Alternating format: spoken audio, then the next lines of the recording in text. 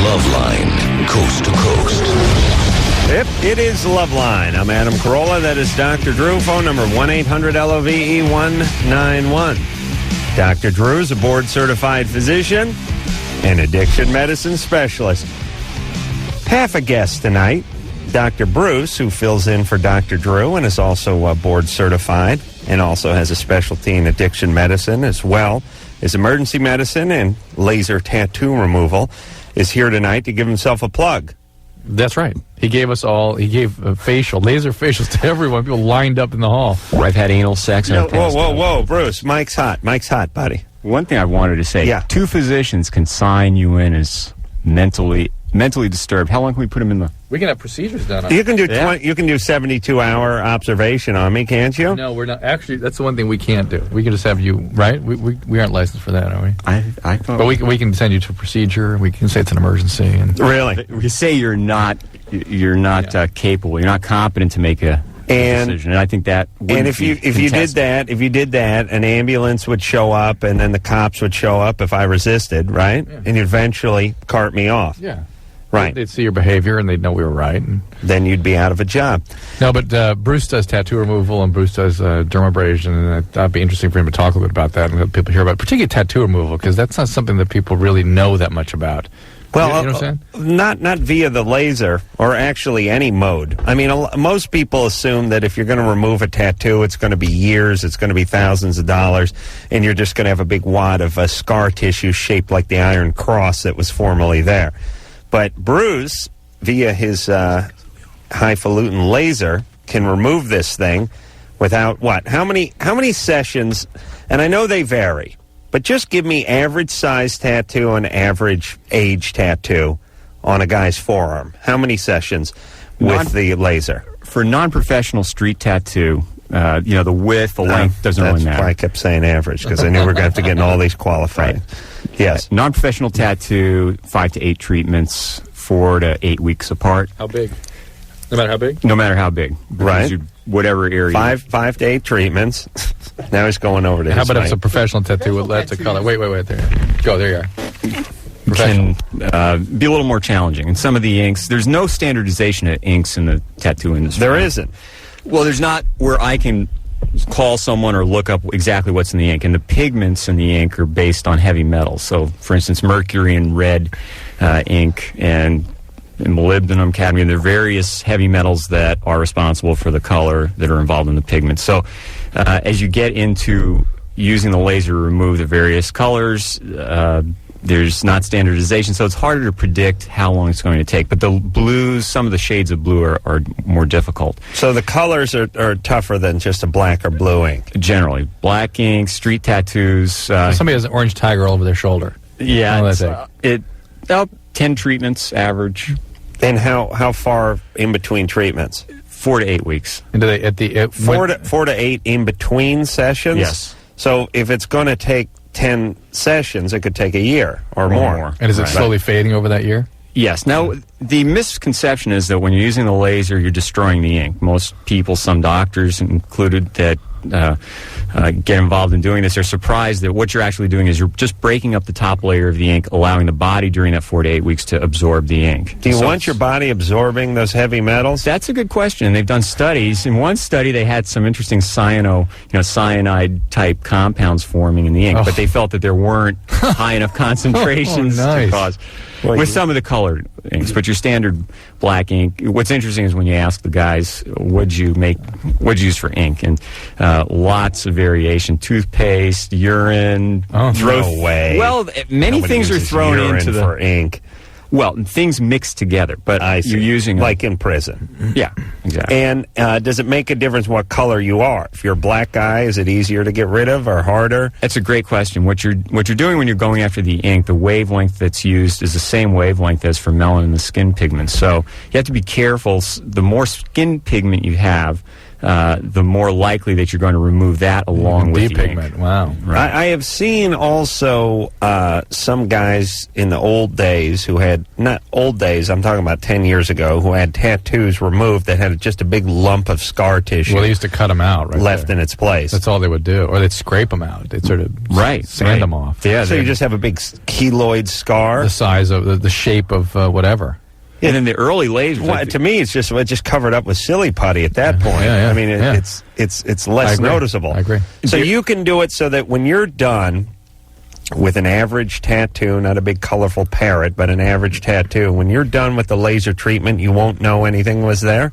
Most of the time. And if someone has very light skin, you can almost be assured of that. Now, if they have a tendency to scar, if they form keloids, right, then you have to, again, be very careful. And the energies that you use and the length of the sessions, they're variables that come into play. All right, Bruce, you want to give a phone number out? Give a plug? And, the other thing is I'm working with Father Greg Boyle in East L.A., and we're doing a community-based tattoo removal program. And in the L.A. area, the number for that is 323-526 1254. So if you're, let's say, an ex-gang member who wants to get rid of some markings, completely free program, right? And take a pin, dip it in some needle, and write this number into your forearm. Use a guitar string. That's what. Oh, better. 323-526-1254. And if you forget that, it's Jobs for a Future. It's in East LA. And you have an 800 number? I have an 800 number, and it's 888-340-7790. But that's for all, that laser does all kinds of things, right? Yeah, we do. The laser facial it's called. It's a non-ablative rejuvenation of the skin. It's become quite popular. Does ablative mean using a blade? Ablate means to destroy. Oh. So the CO2 laser, which is one of the lasers that's used to resurface the skin. It's given the procedure some, I shouldn't say a bad name, but there's a lot of fear involved because you're actually ablating or wiping out an entire layer of skin. So your downtime, 4 weeks, 8 weeks, you're waiting for the skin, that layer to regrow. That's the CO2. So the new non-ablative, you're actually using the same laser in very similar settings to what you use for tattoo removal, and it's an interrupted beam. It's not a continuous beam. So you don't have heat buildup in the skin, and as Drew we just did the procedure before the show. Right. What did you do to Drew? We did the non-ablative photorejuvenation, it's called. You're trying to get rid of that teardrop tattoo he got when he was in the joint? Hey, sorry, Drew. He brought it up. Second, third finger. At our age, you start to get very, very small wrinkles. Sun exposure causes some early aging of the skin. So what this does, it'll shrink pores, and it will eliminate some of the small wrinkles. But the bottom line is it causes collagen to start to grow. And collagen is the support structure for the skin, and as you age, it's inevitable the collagen will break down, your skin looks thinner, you get more wrinkles. So this is sort of a byproduct of the tattoo removal process. They found that it causes collagen to I'll tell you, Bruce, you may want to try that on yourself, because in just a few short years that I've known Dr. Bruce, he has gone from Howdy Doody to Opie Taylor. So he's now a 9-year-old. You had to have laser on your faggoty self. Oh, Drew, please. In another 10 years, you'll be 19. Yeah, well, it depends how much time I spend with you. The aging might accelerate. Thank you. Thank you very much. What's the 800 number? Thank you, Bruce. One more time with that 800 number. 888-340. Uh-oh. Again, 888-340. Whoa. Hold it up to me. 888-340-7790. Right. 340-7790. If you want to start a community-based tattoo removal program, I'd be happy to give you advice, no matter where you are. All right. God bless you. Doing the Lord's work. And, sex, and I passed out a couple times. Bruce, hold on. Mike's hot. I'll tell you, this is better than giving the guy a shovel or handing him a new sweatshirt. This really can give a guy a new lease on life. I mean, how often do we telling people, hey, you want that job? What do you think? Why do you think they're not hiring you? Okay, lose the LAPD that's scrawled across your forehead. Yeah. Megan? Yeah. You're 16? Yeah. What's up? This has only happened once. Like, when I recently had sex, I orgasmed, and when I orgasmed, my body went numb, and it stayed numb for about 3 minutes. Were you hyperventilating? Were you breathing real hard? No. You don't think so, huh? No. Well, don't you breathe a little hard when you're having an orgasm? Well, yeah, when I'm orgasming, but, like, Not like as to where I was hyperventilating. Yeah, but you don't always know. I mean, when you do that. Yeah. Especially when you're in that state. Mm-hmm. Do you have powerful orgasms? Yeah. Was it your entire body, one side of the body? Well, it was mainly my arms and my feet, but that was... Mm-hmm. Well, maybe that was just from the guy holding you down. No, he wasn't really holding me down see. by my arms or anything. Just playing a hunch. All right. What about this, Drew? And what about the 3 minutes? Was it a full 3 minutes? It was between 2.5 to 3 minutes. That means 30 seconds to me. Yeah. Women have no ability to gauge time or distance. That's not I've learned true. that. Oh, very true. Very true. That's why you guys can't parallel park. The car behind you is either too close or a mile away, and you can't figure it out. So what should she do, Drew? Nothing. I don't think it's Bruce, you don't have anything it would mean that would be of any significance? I don't No, I've never met anybody that hyperventilated that knew that they did those. Yeah. Right. So maybe you're hyperventilating and you don't know it. Is this through intercourse or oral sex? Intercourse. Son of a gun. Wow. 16. Boy, are you ahead of the game. How old is this guy? 20. No. Boy. Using birth control? Yeah. What are you doing? I'm sorry? What are you using for birth control? Orthotricycline. All right. Fair enough. All right. I don't trust this criminal, this 20-year-old who's humping you. What kind of guy is he? He works in an auto body shop. No. Spreading Bondo all day and wet sanding.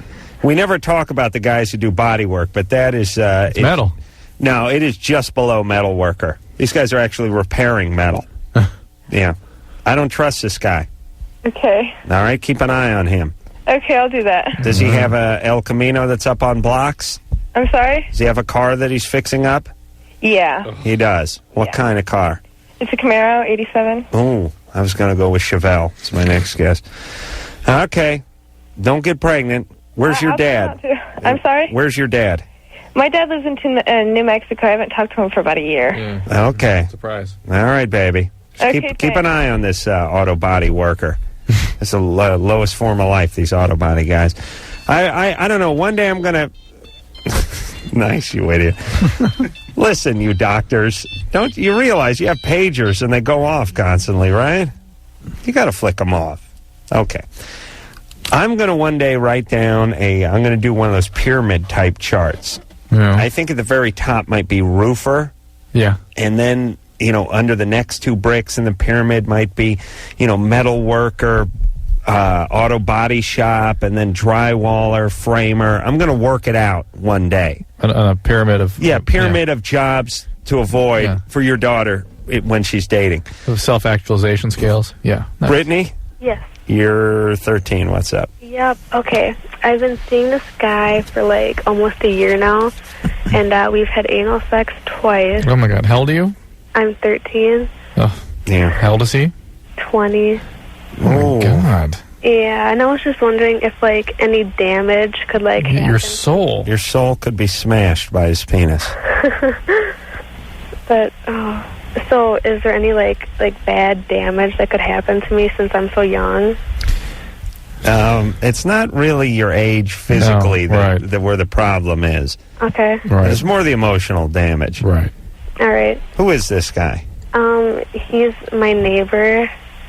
Mm-hmm. How long has he been doing this to you? For about a year. So this is child abuse, right? No. Oh yes. Yeah. Oh, yes. 19 and 12?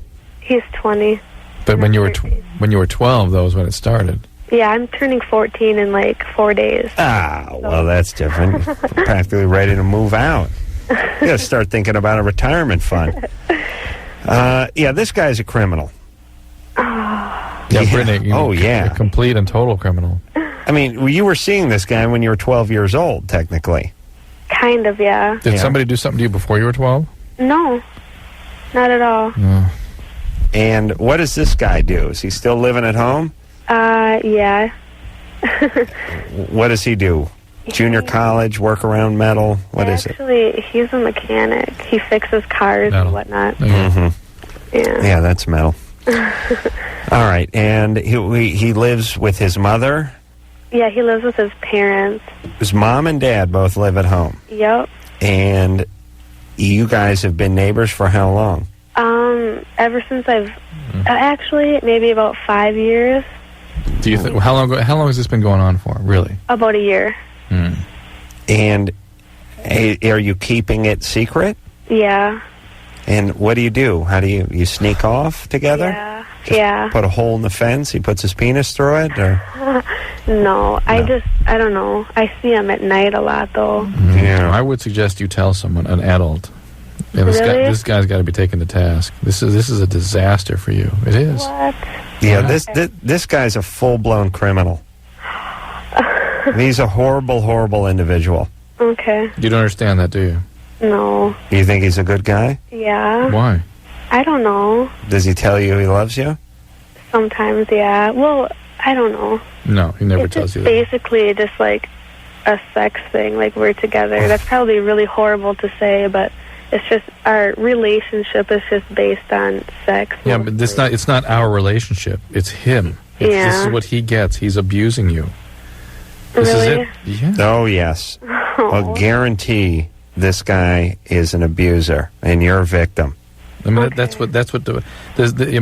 defines it. Yeah, and the sodomy on top of the whole thing. Yeah, I know. Okay. How often do you guys engage in that?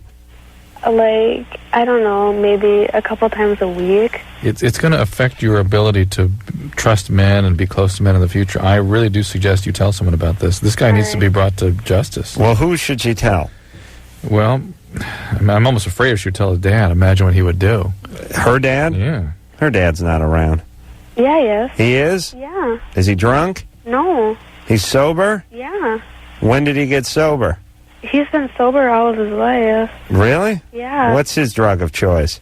He doesn't do drugs. What's his problem? He doesn't have a problem. He's got to be out of it. He's a really good dad, actually. Really? Yeah. Where did he go wrong with you? He hit you. Well, no, actually he didn't. I just think my parents have kept me on a really tight rope when I was little. No way. Not unless they did it by smacking you around, by whooping you, whatever they needed to. Are they religious people? No. They just didn't give you your space? And by the way, how much space do you need at 13? I don't know. Are you homeschooled? No, not at all. All right. How are you doing in school?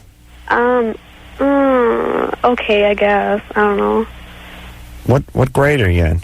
I'm an 8th. Phew. Okay, so who are you going to tell about this? I have no idea. Maybe somebody at school? I don't think she's going to tell anybody about Well, should I tell like a counselor at school? Yes, that would be great. That would be a great place to that start. would be a great move forward for you. Okay. And Okay. Hey, take her number. Annie, you in there? Yeah. We're going to take your number and follow up with you in a couple weeks, see how things are going. Okay. Okay. All right, no more rendezvous with this guy either. Okay. Please. Believe me, when you get, and I'm not even saying our age or his age, I'm talking about 16. just 16, you're Yeah. going to look at a guy like this and go, Jesus Christ, he was a criminal. Okay? Okay. All right. All right. All right. Thanks. All right. Oh, boy. What a lovely, lovely neighbor. Jesus Christ. I tell you, guys, they never cease to disappoint. No, they don't, do they? Just when you Never. think guys hit an all-time low, they go just a little notch lower. They're really amazing. What name is that? Zez? ZEV, Zev. ZEV. Yeah. Oh, Zev. What's happening, Zev? You're 19. Yeah, actually 5 years ago, my sister committed suicide. And, yeah, it was really traumatic. I was just entering high school and everything. And on top of that, everyone thought I was gay, so they made fun of me every day. And then, wait a minute. How old was she when she committed suicide? she was 25. She had borderline personality disorder. Oh, boy. Okay. Yeah, and, we kind of, I had known she tried to commit suicide, but it never entered my mind. And then, it really devastated me because I walked in and there she was doing it with, I don't remember what drug it was, but I went downstairs and I told my parents, I said, I think something's wrong with my sister, and they were like, oh, okay, well, just put a blanket over her, and because they thought she was safe, because they were in her home and stuff, and my parents are very caring. It's just, it's not something that you automatically think, oh, my child's committing suicide. Well, So, listen, I mean, you opened the door and she was taking something or no, convulsing? she was or just crying on the phone. That's all. yeah, but what is Put with a your cover parent? over her She's while bored. she's on the phone? Were these both her biological parents? My dad is her stepdad. Where's her dad? Her dad, I don't know, he molested her. And Okay, well, Yeah. right. There you go. so Oh, there you go. And by the way, that's mom. Mom was just, hey, put a blanket on her. Right. No, that, my mom, or my stepmom, she took my sister's car keys away because she didn't want her to go out that night. And I remember just talking to her about it, and she was just like, yeah, my sister. Yeah, did her biological dad find out she killed herself? Yeah, my stepmom told him. Good. That's nice. I wish I was there when he got the news. There you go, buddy. Yeah. There you go. She just finished what you started. Well, and, Happy on top of birthday. that, when she was, 12 or something in Louisiana, when we lived in Louisiana, she was, gang raped by these... But it was all started by Dad. Her biological dad got the ball rolling early. Yeah. By, making her a victim. So what's your question? Well, whenever I get into a new relationship or a new friendship, my first thought is, this person is going to hate me and they're going to leave me. And, I just feel like it's my sister that's causing this. No, No? it's your Sister's mom. what? Where's your mom? My mom, she moved back to Louisiana about a year ago. Yeah, it's your mom. Yeah. What should check out of your life? Well, when I was little, she sent me to live with my dad in California. Why? Financial reasons is what she said. No. Mm-mm. Yeah. Your mom's a bad person, right?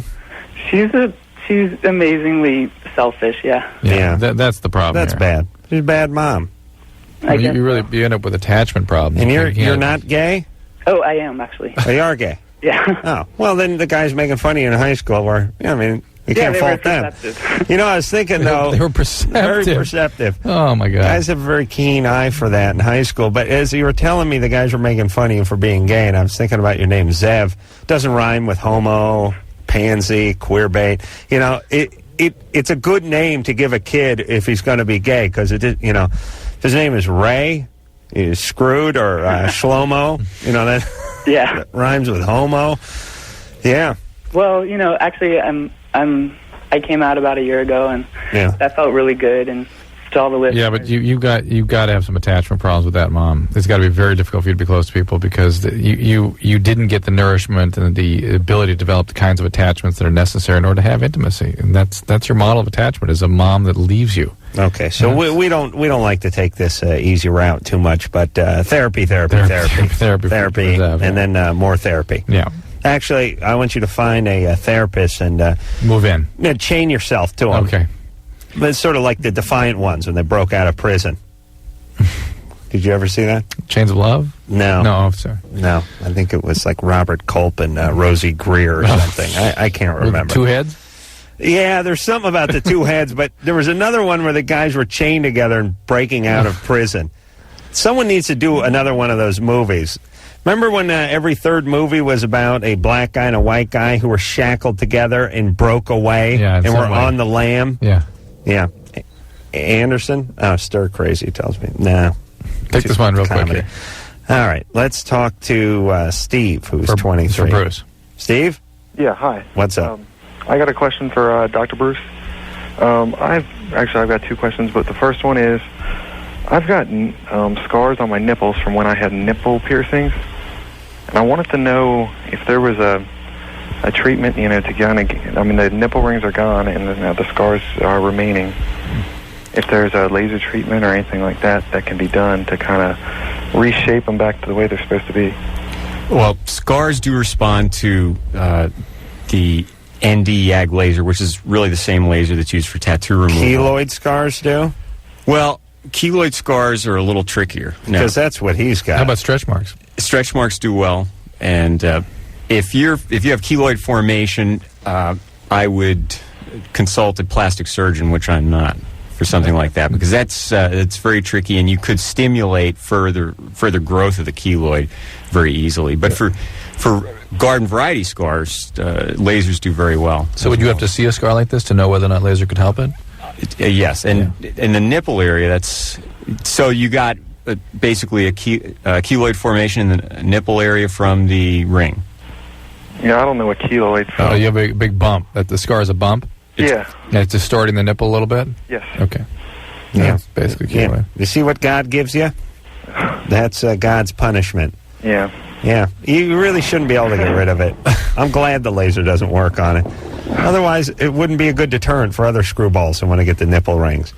This is what happens, everybody. You screw around, and this is what happens. Now you walk around with 5 nipples. Did you have problems with scarring before that, before you had the nipple rings put in? I don't think so. I mean, I have scars from surgery, but I'd never, had like just normal cuts and stuff that I had. All right. Well, you need to consult yourself a good plastic surgeon and see what he can do for you. Okay. But the laser, unfortunately, the laser's not going to take care of that one. Probably right? not. First, you have to visualize it. It's like one of the Durham questions on the radio. I'd have to see it and determine exactly the nature of the scar. Yeah, you can kind of picture it, though. Can't you? Kind of. Close your eyes. You picturing scarred nipples? But I'm not sure there is. Something you may have bitten in college. You've got that look in your eye. All right, buddy. We're going to take a little break. Dr. Bruce here talking about nipples and lasers and you. Oh my. After this.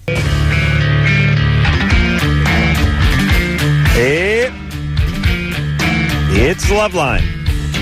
I'm Adam Carolla. That is Dr. Drew over there. Phone number 1-800-LOVE-191. Drew and I and producer Ann were just having a little discussion about vigilante justice. And why it should be freer, this country. Right? Here's the deal with vigilante justice, because I just saw a whole special on A&E on it. And basically, here's how the law that's in place works now. If some guy abducts your daughter, drugs her, rapes her, and videotapes it, and does it over and over again, and then kills her, and then turns out he has a long history of this and has done it many times to many other people over a course of many years, and you go over there and shoot him, you will get the same punishment that he gets. No, maybe worse.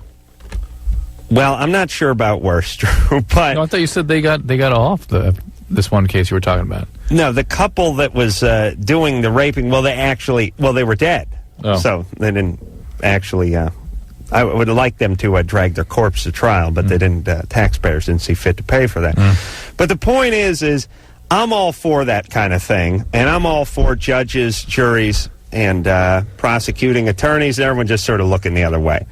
And here's what they say. They always say, we cannot live in a society that's this way. You know what? And I always think, how can we not live in a society that's this way? You know what? How can we live in the society the way it is now? How can we let this keep going this way? Yes, let me pose the question to this attorneys. Somebody repeatedly rapes somebody's daughter, abducts her, films her, drugs her, and kills her, and that guy goes there and puts a bullet in his head, and that guy does 100 years without the chance of parole? What kind of society is that? Yeah. You explain that one to me, Mr. Harvard lawyer. Explain that kind of society. I would rather live in a society where the guy goes and puts a bullet in his head, because I'm not planning on abducting and raping anyone. Maybe abduction, maybe rape, never together. I understand. You understand my policy, Drew? Yeah, well, I've known you for quite some time. You never put those two crimes together. That's right. Yeah. Sometimes it's rape, then abduction. Other times it's abduction, then rape. Never the same night. Right, Drew? Right. Yeah. Well, the same month, Right. even. So I'm all for the vigilante justice. And furthermore, when they say, well, look, if we don't prosecute this guy, everyone is going to get a green light to that. Well, by the way, okay, let's explore that angle. I do not mind you sending a green light to all the fathers whose daughters were raped, drugged, filmed, abused, and killed. And in fact, if they get that green light... I have no problem with that. If they get that green light, perhaps the people that perpetrate that crap won't be so apt to do it. That's another very good point you make, Drew. And then, here's what I say you do. You do it on a case-by-case. You take it case by case. They go, well, this is going to is going to send a message to society. Well, here's what you do then. If a guy burns out on your front lawn and you go over there with a shotgun and blow his head off, then You go you to take jail. that guy Yeah. and you send him to jail. Yeah. And if he rapes your daughter and you go over there and blow his head off with a shotgun, you don't send him to jail. You see, it works out very easily. You just take it case by case. Jesus Christ. They did a whole special on A&E on guys who had been abused and neighborhoods that had been terrorized and threatened by, guys and this. And at the very end, the bad guy ended up getting shot. But the guy who shot him always did maximum time. And these guys were guys with no record, with, ex-military guys, retired guys who were being threatened by the guys who they finally put a bullet in. I wanted to go insane. I couldn't, I really, all the guys who prosecute these guys, really, I really would like some vigilante justice perpetrated on them. I really would. Jesus Christ. Heather, Yeah. you're 16? Yeah. What's up? Well, I've been masturbating since I was 4 years old. Masturbating? Yeah. Mm-hmm. To orgasm or just sort of... Just to do it. Yeah, that's all right. That's Since normal. I was like 4. That's Yeah. all right. That happens. That's diddling. Yeah. And since I was in 6th grade, I wanted to have a baby. Yeah. Okay. Yeah. And I want to go through with it, but I'm like, I don't know, I'm scared. Have you had sex? Yes. How old were you when that started? Hmm? How old were you when that started? When I started having sex, Yeah. 14. 14. How old was the guy? He was 22. Oh, we got a real theme show going tonight. And what happened with him? I don't know. I got mad at him, so I stopped talking to him. All right. Got mad at him because he was with someone else? No, because I didn't want to do what he wanted to do, so. Which was what? He just, he wanted me to, run away and stuff and go with him, but I didn't want to. Sweet. And now you're smart enough to get away from him. Yeah. You have a boyfriend now? No, not currently. All right. Why do you want to get pregnant so soon? I don't know. I've always wanted a baby. All right. Well, why don't you, go to high school, go to college, meet a guy, get married, have a kid. The traditional route. The old-fashioned way. Well, I just want one now, though. What would that do for you? I don't know. What do you think it would do for you? I don't know. Why do you want one so badly? If you don't know, why don't you examine that for starters? Well, 'cause I just always have wanted a kid, and All right, well, listen, let me tell you what you want it for. Is you want something to love you, right? Someone to be there for you, someone to take care of, someone to be close to, right? and I don't think so. Then All right. I just put her on hold for a minute. I just can't take the I don't know. well, they don't know. It's the problem. I know, It's but the very reason they shouldn't be having listen, a child. If you can't at least take a stab at something, don't call the goddamn show. I can't take any more I don't knows. Everybody, here's the deal. When you call this show, you at least have to make the effort to do just an ounce of soul searching. If Drew asks you a question or I ask you a question, hesitate for a moment, think for a second, and try to give us a truthful answer. I can't answer that. Heather? Yeah. So, where's your dad? My parents got divorced when I was 8 years old. Mm-hmm. And your mom? She raised you? Yeah. How's she? She's fine. Okay. All She's right. perfect. Really? Perfect? Yeah. Uh-oh. Don't you think you're looking for someone to take care of, someone who will love you back, someone that's unconditionally there for you? Well, I take care of a baby right now. Mhm. It's not like... What? I take care of my sister's baby. Okay. How old is your sister? 17. 17? Yeah. There you go. Yeah. How old was your mom when she had you? Like 25. 25. Yeah. about you? But she's the 15th kid. Yeah, how many siblings do you have? 3. And how old is the oldest? 17. There you go. Yeah. All right. Starting to make sense. Hey, Heather. Mm-hmm. Wait a minute. You got 3 siblings. The oldest is 17? Yeah, 2 younger than me. I see. You got... are they daughters or sons? I have a little brother and a little sister. Yeah, all right. All right. And does Mom have a stepdad? Do you have a stepdad now? No. Who's she cranking out these kids with? With my dad. I thought they got divorced. They did, but they had kids before they got divorced. Oh, just recently they got No, divorced? she was 8. She was 8, and the other kids must have been little babies. No, they had my brother. He's 14, and my sister's 10. So one was 6, one was... I see. All right. Hey, tell your mom to slow it down just a little bit. Is she trying to keep her legs crossed for 5 minutes? She hasn't had a kid for like 10 years. All right. Well, why don't you just take care of your sister's kid a little, and then when you get your head on straight, you have your own kids. You're not ready, Heather. You're not. There's no way. This is not about you. You wanting to have one does not mean you should have one. When you are clear that you can do what it takes to support the continual growth of another person for 18 years, both financially and emotionally, then go ahead. Craig?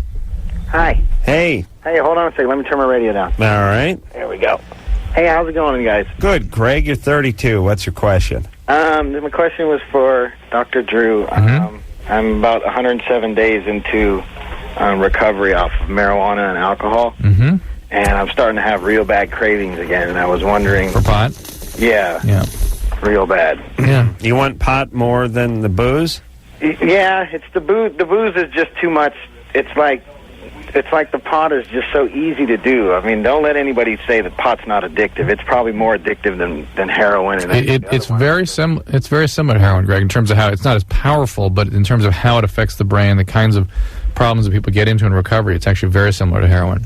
I mean, I used to do it all the time. I mean, I used to sit up and wait for your guys' show to come on, and I'd be completely loaded. But I mean, listening to you over the years, I mean, I got to listening to you, Dr. Drew, and you've really helped me into my recovery. Great. Are you going to MA? Well, no, I'm actually going to AA. Great. Fabulous. I found that NA is just filled with a bunch of losers. Well, listen. Wait, is that NA or MA? You said NA. NA. Yeah, but what about MA? No, I haven't gone to marijuana. You're really going to find the losers in MA. Bunch of skaters and snowboarders. But, Greg, you don't have a sponsor yet, do you? Yes, I do have a sponsor. Well, call your sponsor. He should be helping you through this. The problem is I don't like my sponsor. All right, well, get a new sponsor then. But the one thing the sponsor is there for to help you through times like this, and other people you've been connected to in the program. Now is the time. This is when you got to deploy those relationships. I know, and then to top it all off, there's this woman that I like in recovery. No, don't do it. And I heard you about.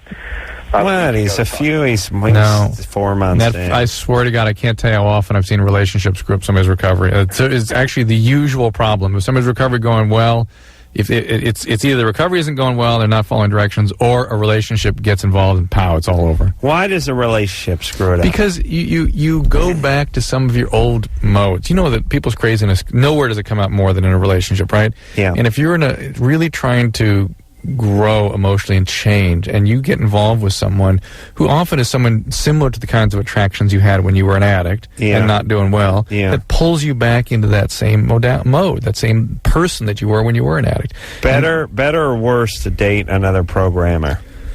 It's worse if both are early in recovery. Way worse. If one is well into recovery and the other's early in recovery, there's something wrong with the one that's been in recovery for a long time that they would date the one early in recovery. Oh, you know so, what if both are a long time, that's fine. That's hot good. Piece of ass rolls into that NA meeting. Yeah, that's the problem. Is they start looking for ways to manage their unpleasant feelings, what say Greg is feeling through sex or whatever, or just immersing themselves in one of those old hostage relationships they're so used to. Yeah. All right. It's using arousal as opposed to really using attunement. Hold on a second, smart guy. Amanda? Yes. 22? Yes. Rape Saturday night? Yes. What happened? Well, basically, a good friend of mine, who's a doctor, and I trust him, being friends and all, he and his girlfriend wanted me to go out. He has a lot of family in town, out of the state. Hold on. Is this Dr. Marcel we're talking about? No. Sounds like the kind of thing you do. Unless he's in Texas. I'm a rapist. Drew, please, let her finish. Anyways, we go out with his cousin, and we go to a couple of clubs, and, we have beers and drinks like normal people do, and we go home, and I couldn't drive home, so I wanted to sleep on the couch, and my friend got me a blanket and a pillow and everything, and his cousin wanted to sleep on the floor. I didn't really think he was a threat to me because throughout the night, I never, All right, so the cousin raped you? I woke up, I fell asleep. All right, hold on a second. I just wanted to get the quick little rape bite in there before we went to break. And I knew it was going to be a long story when blanket and then pillow got broken up into two separate sentences. Then he got me a blanket, and then he got me a pillow. I know. Listen, there's nobody worse than me. That poor girl was raped. I'm making fun of her. Amanda? Yeah, you're all right. insulting me. Hold on. Don't insult me. No, I'm not. It's my mistake. We got to take a break, and I thought we'd just, get this sort of thumbnail sketch your story before we went in. It was taking too long, but that was my fault. I didn't give you a pep talk. So the cousin raped you. Yeah, I woke up and he was right. Yeah. On top of you. Yeah. Okay, and this inside of you. Inside of me. Jesus Christ! And you didn't wake up until he was inside of you? No. Okay, hold on. I had a lot to drink. Hold on. Listen, that's blackout, or that's past abuse, or that's something, because I've poisoned myself with alcohol before. And every time you wake up before the guy's inside you. Right. Yeah. Not that I stop him. No, but you're waking up before. Well, I tell him to put a condom on. Yeah. We'll take a break. We'll get back with Amanda. Loveline, everybody. I'm Adam. That's Drew over there. Phone number 1-800-LOVE-191. And when we left off, we're speaking to Amanda now. Amanda went out with a doctor friend of hers and his girlfriend. And his cousin. And the doctor's cousin, male cousin, tagged along, right? Mm-hmm. Had a few drinks, crashed at his place, out on the sofa. The cousin slept on the floor by the sofa, and when she woke up in the middle of the night... He was inside. He was in her, right? Yeah. And so you drank a lot, right? It wasn't like he'd been doing it for like 10 minutes or anything. I mean, it just happened. Energy? It just happened. You picked that up? All right. And then I woke up instantly. Yeah. And what happened? And he wouldn't get off of me. Yeah. So you yelled, you screamed, you scratched at him? I just kept saying, get off of me. Well, didn't you scream for help? There were other people in the house, right? Yeah, there was his entire family, his son, his father, his mother, his sisters, his brothers, his nieces, nephews. They were in the house? Yeah, it's a big house. Did they come running downstairs when they heard you shrieking? No, nobody did. When somebody came downstairs, because they used the bathroom downstairs, that's when he got off of me, and I said, yeah, you got to, I can't say the word, me. And he just pulled his pants up, and he left, and he went upstairs, and I was like, I was just in shock. Right. Wait, wait, Amanda, listen. Wait, hold on a second before we get to all that. That was Saturday night. Or Sunday morning. Right. Did you see a doctor? No, I didn't. No. Did he ejaculate in you, do you think? Yeah, he did. Oh, he did? He said he did. Is there a reason you didn't get it? Oh, I thought he just pulled his pants up and left. Well, he did, but, I'm sure some, like, pre-ejaculation. Well, I mean, it wasn't like he had an orgasm or anything, or was enjoying it. That's what we were getting at when we asked if he ejaculated. Yeah, I mean, as far as, like, the big orgasm, no. I mean... All right, well, sorry for phrasing it in such a confusing fashion. And did you tell his brother, his cousin about it, the doctor? I got up and I left, and I haven't spoke to them since. All right. You want to tell the cops? I don't know. Why not? It's just a personal and traumatic thing that if I tell the cops, it's going to go into a long, drawn-out series of he said, she said, courtroom battle. I don't have money for an attorney. Is that something you've experienced in the past? No, actually, no. But I've known attorneys in the past, and I know how much they charge. And well, you don't need to hire an attorney. You just file a report. File a report. He doesn't live here. He lives in another state. I don't. All right. Well, okay. Let's try to get a few. Let me ask a few questions, and then we'll give you some answers. Did he ever been raped before? Me? Yes. Yeah. No, Adam. Have you? No. Okay. No, Amanda, we're still waiting, by the way. No, we would Adam wishes. No, Adam, we would expect Amanda, we would expect something had happened to you before.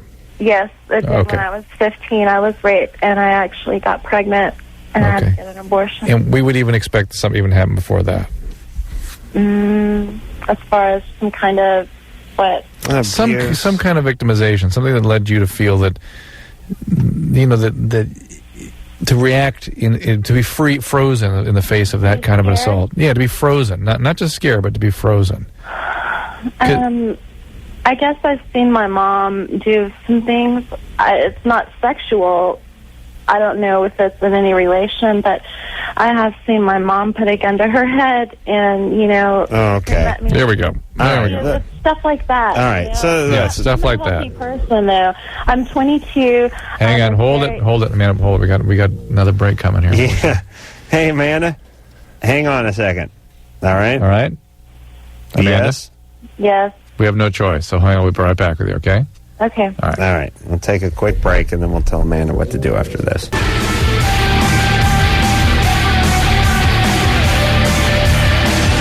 Hey, Loveline, everybody. I'm Adam Carolla. That is Dr. Drew. Super Jew, Rabbi Shmuley will be in here tomorrow night. Celebrity Jew, Rabbi to the stars. Rabbi Shmuley is a guy who's been on this show a few times. You may have seen him kicking around with Michael Jackson, butting up to him, right, Drew? Oh, yeah. He has somehow propelled himself into some sort of super heap celebrity. I don't know how that works. Only in America. Ask him. We'll have to figure out whose ass he's kissing. But some Schwartz ass, I would guess. But he's written a few books, right? Yeah. Has a lot of good notions we agree with. Yeah, relationships. What's interesting, things like that. He's seen a lot of people over time, like we have, and he comes to the exact same conclusions we do, even though he's coming from an entirely different discipline. Right. He's coming from Israel. Hey, but we'll talk to him tomorrow night. He's a good guy. And then Brooke Burke, who I think is the hottest woman on television. She hosts that Wild on E show. She's not the old host, Jules Asner. She's the new host, Brooke Burke, who's spectacular, will be in here. She's on, I think, this month's Playboy. She's on the cover. I'm going to be doing Oprah this week sometime. And one of the things we're going to be discussing there is they're apparently developing this new theory that people in their 20s go through a quarter-life crisis. Okay? Who's they? It's, nobody. Daytime people. And listen, if you're going to be on Oprah, that means the Mormon Tabernacle Choir and the Harlem Globetrotters. They'll follow, yes. And the UCLA Alumni Association. I mean, there's got to be at least 700 or 800 people on there beside you, right? Apparently not, but who knows? You're going to be, Drew's going to be on Oprah, everybody, on Thursday, and I guarantee it's going to look like the cover from Sgt. Pepper's. There'll be at least 70 other people on that show. At least, not counting Oprah. Be that as it may, yes. I'd be interested to get some feedback from some of our callers that they believe that there's something happens in their 20s that makes them feel like life is in a crisis, like leaving college somehow they don't know how to get going in the workplace, or that they feel entitled to something more than they're getting out of work, and there's a lot of stuff going on. That people feel disorganized and empty and lonely and detached. And we hear that a lot. Yeah, but everyone's looking for a group to join. It's not so much a group. It's that people feel that somehow, all their peers are getting rich in the internet businesses, and somehow they're in menial jobs, and things are. They're impatient. They're entitled. Well, for a guy, and I can't speak for women, but for guys, 20s, that's your transition period. Yeah. That is the 10 years you have to go from basically student and son to father and businessman. And a lot of these kids these days are feeling extra empty. And my position is it's because of the same thing we're hearing about in the relationship. You should be at 25. Well, yeah, you should be, but they have come from very disturbed family systems, a lot of these kids, and they have no sort of anchor, no connection with anything, and they're adrift. This is their final sort of transition into individuation into the real world, and they can't quite make it. They get depressed. They get anxious. So you want them to call this show? Yeah, I'd be interested to hear some feedback. No, we're not going to get anything off of that. Don't bother. All right. Amanda hung up. Surprise. Yeah, she was victimized and then victimized again. Amanda is real angry, and I don't blame her because people have done her wrong in her life. Well, and her mom holding a gun to her head. Mom was crazy. Yes. And that's really where this all started. All right. So if you're not going to go to the cops and you're not going to prosecute this guy, Well, I said it earlier tonight. Therapy.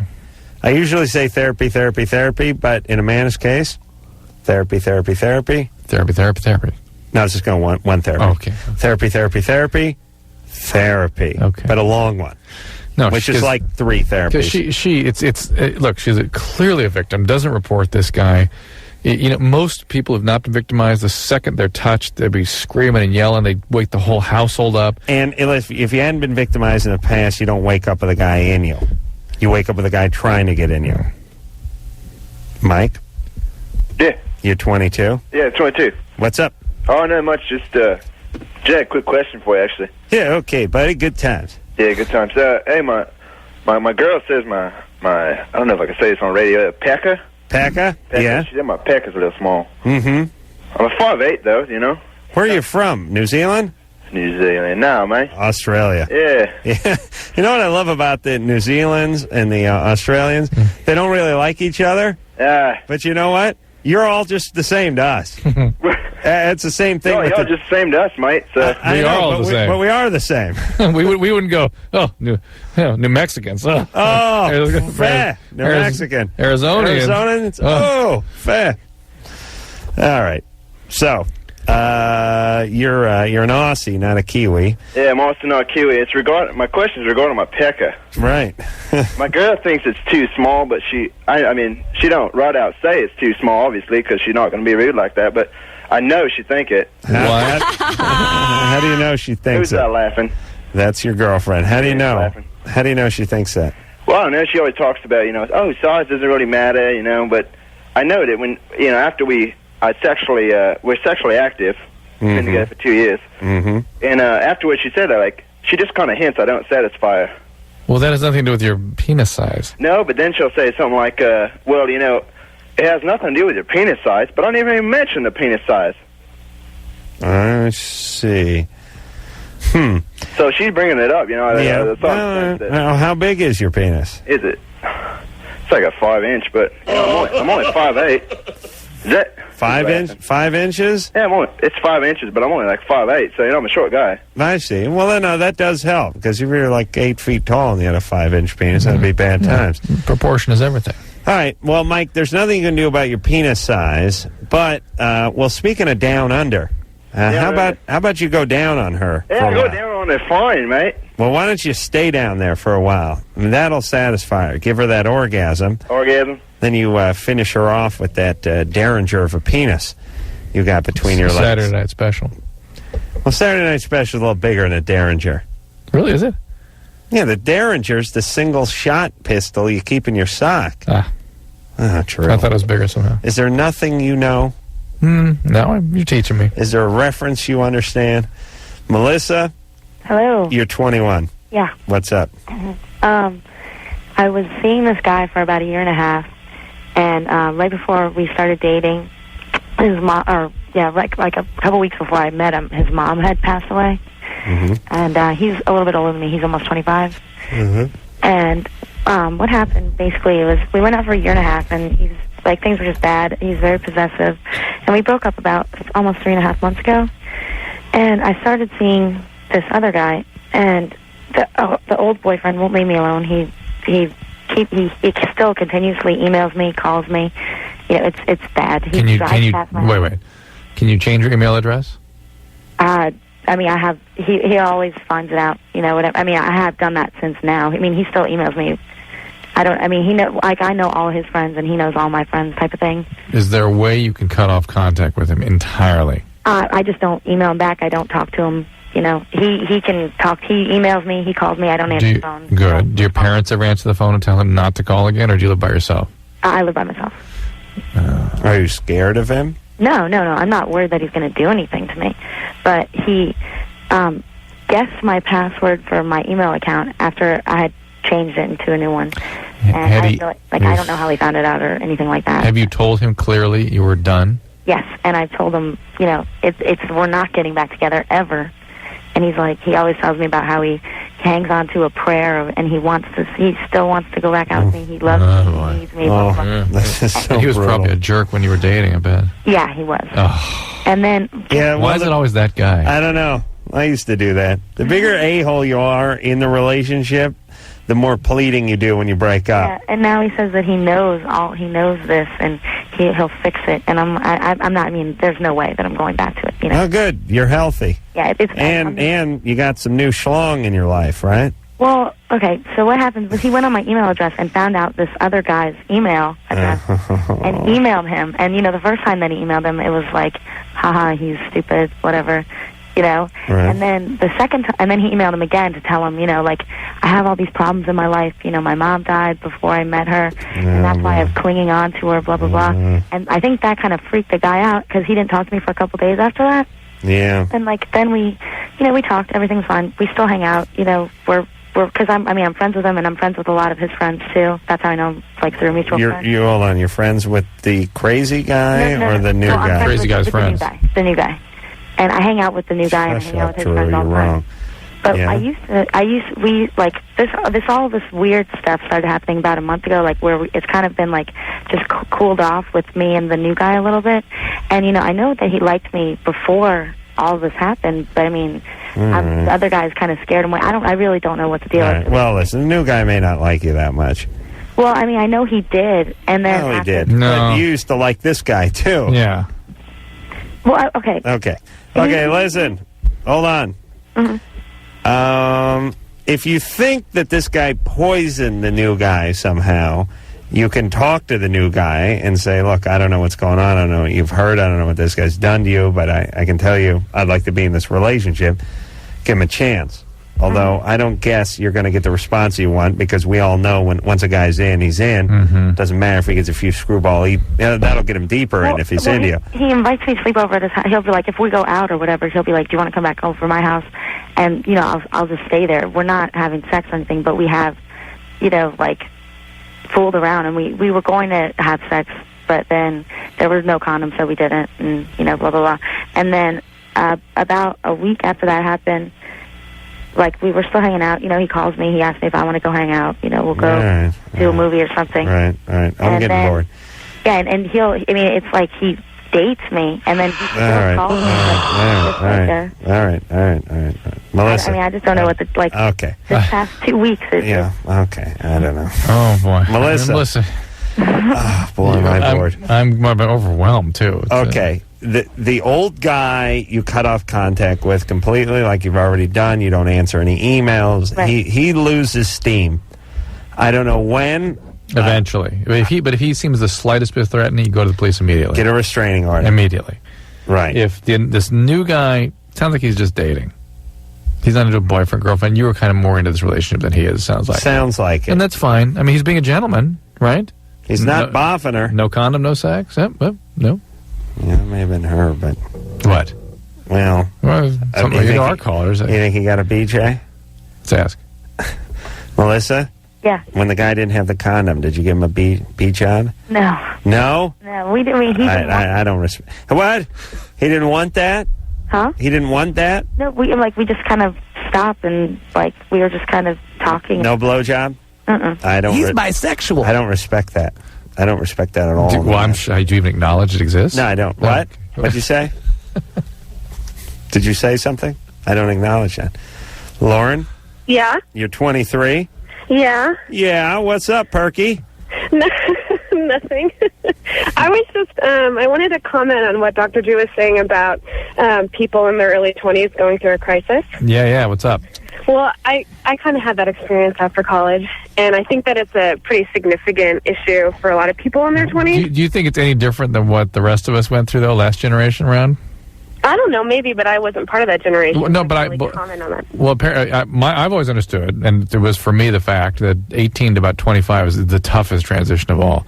Yeah, and I'd have to agree. I think that a lot of people, at least a lot of people who I've spoken with who are in their 20s and going into their 30s, that they're much happier in their 30s because they feel a lot more grounded. But in your 20s, after college, when you kind of have these expectations about what life will be like, and then you don't necessarily live up to those expectations. But that's the part. Well, no, wait a minute. Hang on. That's the part that seems to be different for this generation. That there's this entitlement to all kinds of special things. Yeah. When you were in your 20s, Adam, your expectation was what? Nothing. Squat. I slept on a goddamn futon with the wheeze on the goddamn futon with me. Slept on a futon with a dude. You're gay. In a one-bedroom goddamn apartment that had another guy on a goddamn fold-out sofa, and I wasn't even getting laid. You figured you were entitled to a twin. That figure, right? Maybe. Look, at 23, if you would have put a contract in front of me, and I am not exaggerating at all, at 23, let me think where I was at. Okay. If you put a contract in front of me and said, sign this contract, I will guarantee you $15 an hour. That is $600 a week. That's before taxes, obviously. But you will, make this for the next 15 years, and, you get 1 week off a year, and you'll get a little medical and a little dental. I would have signed it and fallen to my knees and cried and dry humped the pen that I used to sign it with. Oh, yes. And I would have done it for 20 years. I would have signed a 20-year contract, $15 an hour.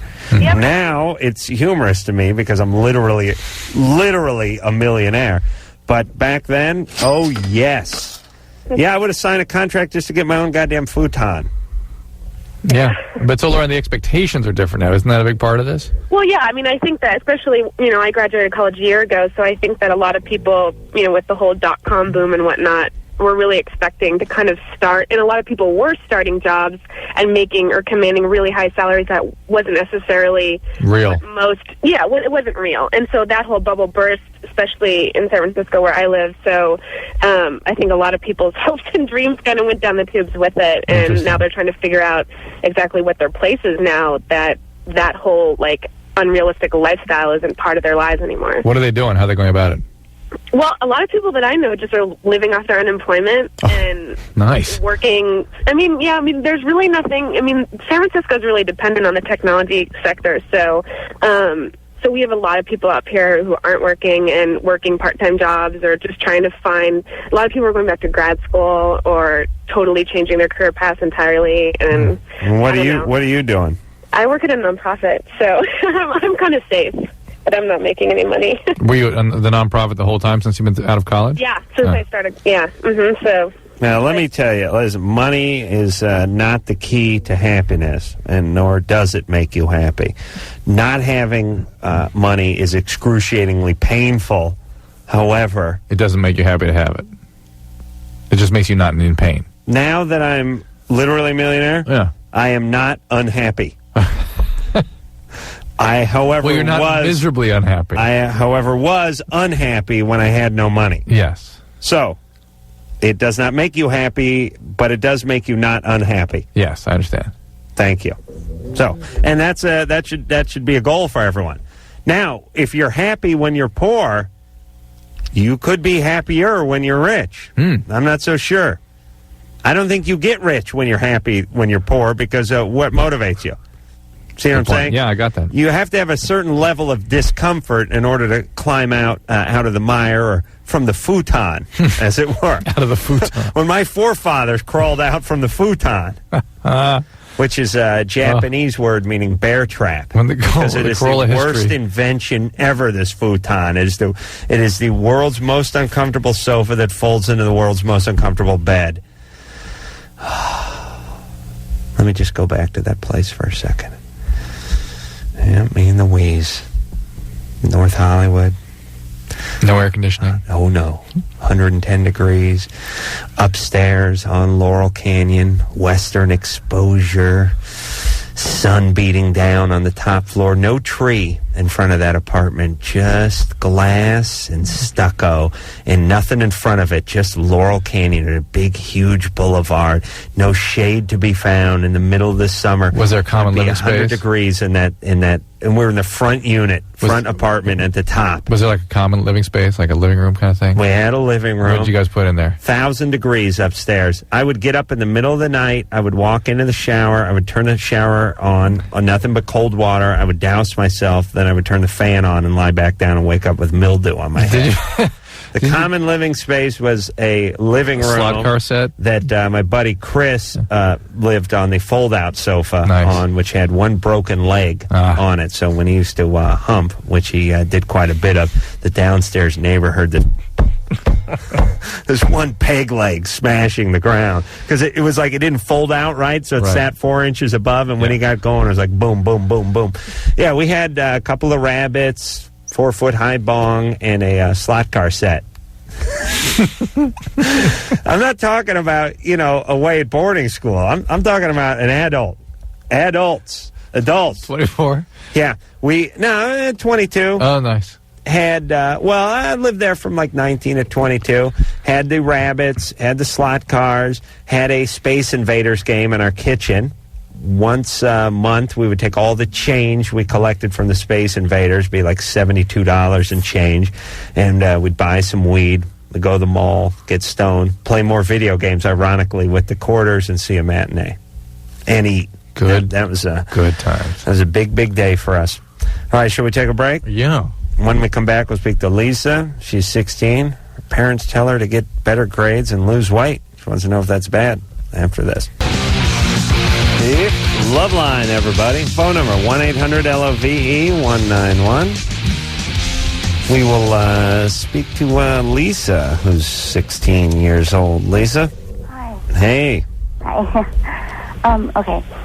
My parents, last summer, I kind of gained not a lot of weight, but, I'm bigger than I was, You're overweight. Drew, please. And, my grades have always been kind of, okay, and lately, not really lately, ever since this summer, my parents have been making comments like, you could be so much smarter, you could be kind of prettier, just kind of stuff like that, and I'm wondering if mentally this could have an effect on me. Yeah. Well, it's not going to help. Yeah, you could hate them more. Do you want them? Well, next time they go, you could be smarter, you could be thinner, you go, I could resent you more, but I don't. But they get strict, and they yell at me for sassing them back. For sassing them back? Yeah, they say, don't be a smart ass. Yeah, there's a funny thing that parents get into when you're about your age, and that is they really have total empathic breakdown. Well, they've been dying to treat you sort of like an adult. Yeah. And I don't mean adult in a good way, but I mean, when you have a kid, you kind of have to treat them like a kid, And they must have, I think a lot of parents have been waiting a long time just to look their kid in the eye and go, hey, listen, get your goddamn grades up and lose a few pounds and quit your whining. Yeah, but at that age, there really is often a disconnect. And it's as opposed to saying, are you okay? Can we help you? It becomes, hey, just get your crap together. And my friends about it, and one of my friends who goes to a therapist, one of my friends is like, that's not okay. She's like, that's what they shouldn't be saying. Well, they shouldn't. They shouldn't, but what do they do for a living? My mom is a teacher, and my dad is a police officer. Ooh, bad times. Oh, that's the 1-2 combo. And I've always gotten along with my parents, but they weren't really around when I was a kid. They were both they worked a lot. My dad had to really work to get high. Yeah. And unfortunately, that's a big part of what's going on right now, is that disconnect and that lack of trust and lack of nourishment for what you need. And they're doing more of the same kind of thing. And when you needed them then just to be present, they weren't around, and now they need you need them to be sort of supportive or at least acknowledge what your real feelings are, and they can't quite muster it. And it's mostly like my mom. I went home last Friday because, I don't know, a couple of days ago because I was feeling kind of sick, Yeah. And we're not allowed to wear tank tops to school. And, I came home and I was like, oh, I shouldn't have worn this today. My mom was like, why? And I'm like, oh, you can't wear them because they think it's distracting or something like that. And she was very blunt. She's like, Lisa, I don't think you'd have that problem. Meaning you're not sexy? Yeah, meaning not attractive to boys? And and when I try clothes on, she's very blunt that. Looks awful on you. You can see your shoulders, you can see your you got to watch out with that eating disorder. You're fat. Drew, please. Now, Lisa, how much, let's talk about a couple of things on you. How are your grades doing? They're okay. I've raised them. Could you do better? Yeah, I could do better. Well, but I think anyone can do better. But why don't you start deciding what you want to do for your sake, for you? Do you want to really hold yourself down just to get back at your parents? Is it worth it? No, that's not what I'm going for. I get lazy. Okay. Well, do you want to go off to college? Yeah, definitely. You want to be a veterinarian? No, I want to be a TV anchor. Okay. So, oh boy. And how is the weight doing? Well, it's okay. I mean, I don't know what happened over the summer. I guess I kind of got, like, depressed or something. Right. A lot of this is depression. It sounds like that deserves treatment. And, like, another thing I'm kind of worried about, my dad's parents, they both run high in alcohol and depression. Mm-hmm. Mm-hmm. And I'm wondering, like... Are you developing any momentum with substances? No, definitely not. She's a straight arrow. Kick my butt. And what about boys? You got any boyfriends? I haven't had a boyfriend in, like, 2 years, and, like, there's this one guy that I'm totally crazy for. Okay. Like, I'm totally, like, crazy for. All right. Okay. Yeah. How's that going? He doesn't know you exactly. seem to show any interest. Like, all right, Lisa, I'm going to solve all your problems in just 10 seconds here. All right? Okay. It's an awkward time. It's a tough time. Your parents are a pain in the ass. Now, they love you. They're not abusive. They're not going about it a great way. They're your parents, and you think they should be better than they are and have more answers than they do, but they're just dumb adults, really. They love you. They mean well. You need to focus on getting your grades up, getting involved with all that school stuff, doing as much stuff as you can do outside of the house, taking care of yourself physically, not for them, but for you, and going off and going to journalism school somewhere. The world is your oyster. That's right. Because that's all the world is. That's all the world is. How do I... All right. That's it. Look, I say it every week. Your parents are a pain in the ass. Don't go home. I don't mean run away. I don't mean go under a bridge and shoot up. I mean play softball, play baseball, play football, get your grades up, and then go off to college somewhere. Yeah. Just make it your business to stay out of that house. Okay. Josh? Yes. You're 23. What's up? Actually, I was calling about the quarter-life crisis. Yeah. I personally haven't experienced it, but I know most of my friends have. Quarter-life crisis. That's what they're calling it instead of midlife crisis. Yeah. Right. You know, if you'd had the opportunity to sort of put a label on, think about what you were like at 24, 25, you'd be jumping on this bandwagon. Right? Think how miserable you were. Yeah, I was miserable, but so was everybody. Yeah, right. Well, these guys are too. Better. All right, so what up, Josh? One of my thoughts is in the last generation, there was so much political activism. There was something to get involved in, and I just don't see it now. Yep, there isn't the same kind of thing. Well, there wasn't really when we were going through that phase, though, Adam. What'd you say? No, I mean, you could make fun of Gorbachev or something. Yeah, there wasn't that much growing up in the 80s, really, either. Not much to hang your hat on politically. But Josh, see, here's what's going on. I think Drew and I figured this out. Every guy, and I say guy, females too, and more so today, females than in the past, but every male is going to go through an identity crisis between the time they graduate high school and or college and the time they get themselves sort of situated in the workplace. And that's where you're at 23. You're no man's. You're no man's. And you know, land. one thing we were dealing with, which is sort of the aftermath of the sexual revolution, trying to figure that all out. You know what I mean? That's why our relationships were such a mess back then. Yeah. Actually, I kind of missed out on that because I went right into the service directly after high school, and now into college, going directly back in. But yeah, it's. You're looking for some political activism. Political activism? That's what you'd like to see. Yeah, a little bit. All right. Yeah. Okay. Thanks, Josh. Well, listen, all I'm saying is if there's a 23, 24-year-old male out there whose head isn't spinning like a dreidel, he ain't normal. Right. Once in a while, you hear about that guy who started interning at some record label at 19 and is 25 and he's vice president of sales or whatever. But that's the exception, not the rule.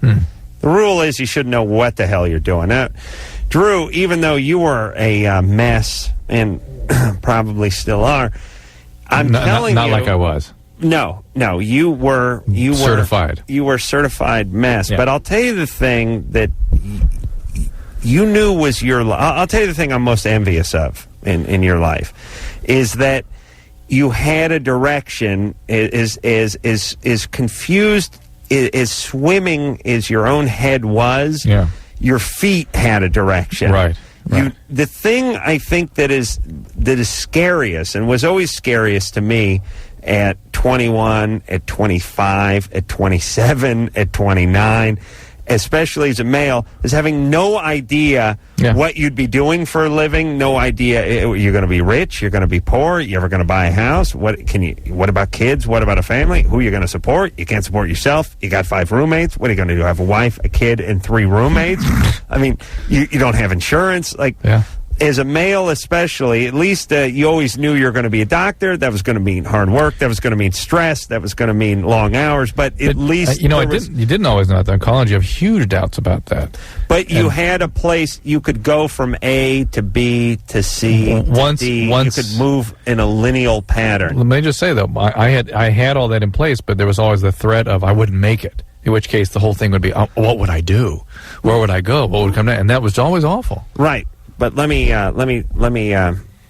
see if I can deny your pain just a little more here. Thank you. You had that threat hanging over your head. Yeah. What if you don't graduate your sophomore year and make it to your junior year? Yeah. But that acted as a motivational force many times. Yeah. And you knew that if you bared down and you hunkered down and you worked hard, you would then get to the next level. Now, what happened after that, you don't know, but you could keep moving along progressively. Mm-hmm. It's weird for guys, and I grew up with a million of them, who are 25 and they're going, gee, I don't know, maybe I should be a fireman, or maybe I should enlist. Can I enlist? What about the Coast Guard? I don't know, I was like 25, I was thinking, maybe I should just join up the Coast Guard. Get some benefits or something. That might be something. Maybe I should be a cop. I don't know. Like an ambulance driver, I thought. Like, it's almost, you're like a kid at 25, spinning one of those pointing. CNCs. Yeah, CNC. I'll be a farmer. Or the pirate astronaut. That's what I wanted to be. Mike? Hey. Hey, you're 30. What's up? What's up, man? I'm cracking up listening to you guys. Hey, listen, I'm actually reversed the whole role. I actually came out of college and had this conservative software engineering, I was like a math major and a software engineering job all lined up for me, and it was tough starting up, but after like 5 years I was making already like $60,000, $70,000, $80,000. Mm-hmm. And then when I turned 26, 27, I decided to say F it all and why and I'm an actor. Why do you think? I'm trying to be an actor in Hollywood. Why do you think that happened? Because I hear that story a lot too. Happened? Yeah. I had a lot to do with my parents. Totally. Your parents were pushing you to do certain stuff, and then lots of stuff, man. Everything in the book you can think of. Actually, there was a lot of abuse. There was a lot of the mother mom being just very how do I say this? Both of them actually just being very tunnel vision in terms of this is where you need to be going. Right. And but were you sort of the savior in the family that you had to keep your ass together in order to keep everyone else kind of? I was actually the hub for my family. My family was all broken apart. Right. And actually, there came a point in time. The first breakaway for me was when I was like 23, 24, and I just broke away and just decided to drive across the country to California. But Mike, having some success in another field, does that give you confidence for your new endeavors? No, it didn't. It didn't. Thank you for making my point. Adam, really? Mike, the deal is here. Adam's looking for some way to amplify the point that his pain was worse than anyone's. Well, that's no matter what your history is, it can't compare. Thank you. With the Carolla history. No, I'm not. Hold on. How dare both of you and your beeper, Drew? What I'm saying is I'm not trying to turn this one on myself. I'm saying I would think that the fact that you had success in the business world already, and now that you're trying a new endeavor, which is acting, and maybe even more challenging, that you would feel that you would have a little momentum from your past success. Well, two totally different worlds. Let me support. I know they're not the same field. You having established a sense of yourself in the world, and have that is something to go forward with. You know what he's saying? That you've been that, you've done that, you've accomplished that, you know who you are in the workplace and that you can't exist. It gives you a little more levity. In actuality, it had to take. It was like basically about 5 years. Obviously, it was that I had left, and it was about 5 years of me growing into who I was, right, and who I am. Did you have some therapy? It had nothing to do Mike? with work whatsoever. It was actually a eventual degradation of hating my job. Did you have a therapist in there? No, I didn't. Okay. Do you recovery or anything? What's that? Recovery program or something? I spent a good few years drinking a lot. Yep, a lot of alcohol abuse. Do you have money saved up in order to? No, I'm just like I said. It's the total reverse right now. I have no insurance. I live in a single in Hollywood, and I'm flat broke, and I have no life, and I don't go out. But theater is my life. Ooh. What are you doing for money? What am I doing for money? I do a lot of stuff, and this is because it comes back to my childhood. I do a lot of stuff to help other kids. Oh wow! For money? Yeah, like party entertainment, like dressing up for kids as kids like superheroes and things like that. Party pals. Yeah. Yeah. That's when I knew I'd hit rock bottom. By the way, you did that. You thought about it. Listen, we're going to take a break. When I come back, I will tell you my party pal experience. This is where, as a struggling actor, you dress up as one of the Ninja Turtles and hit a party. I'll tell you about that when we come back. That's where I messed up. You got it, buddy. Hey, it's Dr. Drew over there, buddy. I'm Adam Carolla, Loveline, 1-800-LOVE-191. All right, real fast, my party pals story. Oh, yeah. Because we're getting into some stories tonight. Well, we don't have a guest. What the hell? When I was like 27, 28, I had another actor friend, comedian friend, writer friend, buddy, who was doing nothing with his life. And one day I showed up at his house, and he told me that he was going on audition for something called Party Pals. Come on along. And this was a deal where, you dress up as a prince or a Ninja Turtle back then. Very hot in the late 80s, early 90s. And you just go to kids' parties. But the deal is you'd get $50 and you could actually be paid to perform. Which, when you've been struggling around, kicking around for 5-7 years and never getting a penny to perform, actually paying to be in an improv troupe or do some open mic night or something. Still very ironic. Now that you're literally a millionaire, thank you. But the notion of getting paid to perform is something very tantalizing to a performer who's never been paid to perform, even if it's at a kid's party to park on a Sunday dressed in a turtle outfit. You're a professional at that point.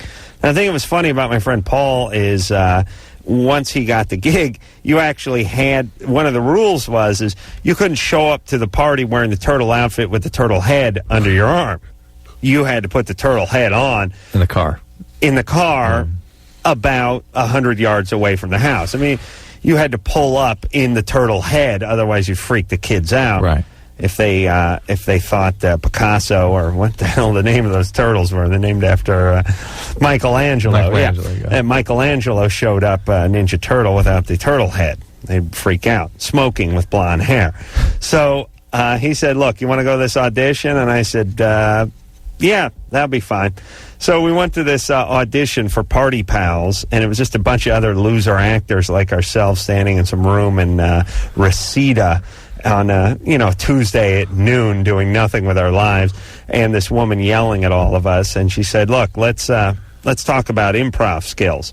I said, all right, we'll do an improv game. And it'll be called, there's this improv game, and it's called, it's like Production Factory or something. Oh, right. One guy starts doing a movement, a repetitive movement with his arms. Someone else sort of connects to them and does a sort of coinciding movement. Before you know it, you've built a better mousetrap. Big in the 80s. Big in the 80s. So a way to test your improv skills. So naturally, she picked me to go first, which always sucks because you're standing up in a room of people who are sitting down and doing some repetitive movement. Repetitive movement for way too long until someone else joins in and connects to you. And you're doing it the longest, too, because you don't finish till the last guy. And you always pick some elaborate movement that you can't maintain because your muscles wear out. So I remember thinking, oh, Christ, what the hell am I doing here? And she said, look, you didn't know my name, stand up and start some movement. So I stood up and I thought, oh, Jesus, this sucks. What am I doing? And I started doing this thing with my hand, kind of like some steam engine or assembly line or something. I did it for about 2 beats, and she just kept looking at me, and no one joined in, and I'm just standing there like an idiot doing this movement. And I finally looked at her and I said, you want me to make a noise with this? Like, and she goes, it'd be nice. How come you haven't gotten into asking her to kiss your ass? I don't remember her name, but she can kiss my ass if she's out there. So I looked at my buddy Paul. I said, Paul, listen, I got a skill. I'm a carpenter. I gotta salvage some dignity. I'm going home. He said, listen, I need the money. I'm staying here. I'm getting the turtle outfit. So that was my party pal story. This close to being a party pal. Michael? Hi, this is Michael. Michael, you're 21? Yep. Michael, the female? Yeah. What's up? Interesting. It's my middle name. I have a boyfriend who I love very much, and maybe before where I just don't have a sex drive at all. It just is not there, and it's causing all kinds of problems. Is this a new problem in your life, or has it always been like this? It's always happens. Like every boyfriend I have is just gone. And when you're not with a boyfriend, do you have a sex drive? No, not really. Okay. Are you on any medication? No. Do you have no birth control pills or anything like that? No. And has there been any time in your life during which you had libido? Yeah, I can. Sometimes it'll happen randomly, but it always just goes away after a couple of weeks. All right. So what do you? I have had problems in the past. Like I've been victimized, and I know the whole deal. Have you been treated for that? What do you mean? What do you mean treated? You had a therapist? You had trauma recovery programs? No, I took a lot of antidepressants in high school. What happened to you? I was raped as a child many times, from 3 to 7. Oof. Who did this to you? My first stepdad. Mm-hmm. Well, first off, let me say perfectly normal, perfectly healthy. And where's this guy now? He left me after I was about 7, kind of heartbroken. You were heartbroken? Oh, yeah. Well, imagine how this guy twisted up her mind. And what about your mom? Did she ever find out about this? Oh, she's totally evil. Yeah, she knows. Well, she's the source of all the she's problem. The source of all evil. Well, listen, here's the good news. She was sexually abused, your mom herself. Right. By, I know. She won't give it up. I know she was. She won't. She had to have been. Yeah. Okay, and where's original daddy? My dad, I never really, he kind of skipped out before I was born. All right. So, you got plenty on your plate. Yeah, I have plenty of stuff, and I've had lots of physical abuse after that. I've had many stepdads, but And Michael, what tends to happen is that when people have been sexually abused, it sort of establishes them in a trajectory. And that trajectory tends to move towards hypersexuality and sexual compulsivity or total shutdown. Yeah. You got the shutdown version, or vacillating between the two. And oftentimes, when there's a shutdown like this, it requires very, very highly arousing circumstances to get you going. So you'll do S&M, you'll do stripping and things like that, and that's what becomes arousing for you. Well, we said it before, we'll say it again tonight. Therapy, and... Therapy. There you go. That's it. There's no easy way around this. And next time you see that hag you call a mom who brought home the multiple stepdads who abused you, kick her right in the coos and tell her that's from Adam Carolla and Dr. Drew. Thank you. John? Yeah. You're 32. What's up? Well, I heard you guys about a couple months ago on the subject I'm about to ask you about, and I didn't get to hear the whole story because there's a lot of noise in the background. And plus, it was kind of an embarrassing situation, so I didn't really turn up the radio to listen to it and want everybody to figure out what I was trying to do. But I figure I'd go ahead and ask you guys tonight, and maybe you could help me out here. And my question is that I got these skin growths growing around on the lines of my shoulder up to my neck. And it's like 3 or 4 different ones up there, and they look like little nipples. Well, they're just like, are they sort of tags, skin tags? What is that? Like moles that are sort of raised up? Yeah, they kind of look like... I thought that's what they were going to be. Were like some kind of weird moles, but obviously they're not any kind of moles that I've seen before. Well, they're moles, they're pedunculated, and they're skin tags, and they come off really easy. Doctor can just snip them off. No problem. Is a skin tag sort of like a mole that's been flattened out and yeah. sort of fell over. That's one of the ways that can happen, yeah. All right. Does happen in skin folds and stuff. Needs to go to a dermatologist? Any doctor. All right. Real fast. Who you want to talk to? She's been the longest. All right. Kara? Yes. 24, you never had a boyfriend. You Never. want to know where to meet quality guys. Yes. Yeah. Why have you never had a boyfriend? Just never been in a committed relationship. Thank you. That clears that up. I'm kind of like chunky. Kind of chunky? Yeah. Yeah, big gal. All right, plenty of black guys who'll be attracted to you. How much do you weigh? About 195. All right, 195. That's 215. And what about... Okay, well, listen, I don't want to harp on your weight, but let me say something real quickly. 24 and younger men are, kind of aesthetically oriented, and they like a trimmer woman. And just for your own peace of mind and health, too, how about working on the weight a little bit? Trying that. You're trying to do that? Get a dietitian, start working out every day. Yeah. Cardio, lots of cardio. Do all that good stuff. And as far as guys go, what do you like? Do you like doing stuff? Do you have activities besides eating? Nice. I had to slide the jam. I mean, meet a quality guy over at the Shakey's or the Sizzler. But the point is stuff you like doing, get involved with that, and guys will come around. Yeah, and use your friends. Yeah. You got to get some female friends. Yeah, do what Adam does. Use your friends. Use your friends. Not my friends, but your friends. We'll be back.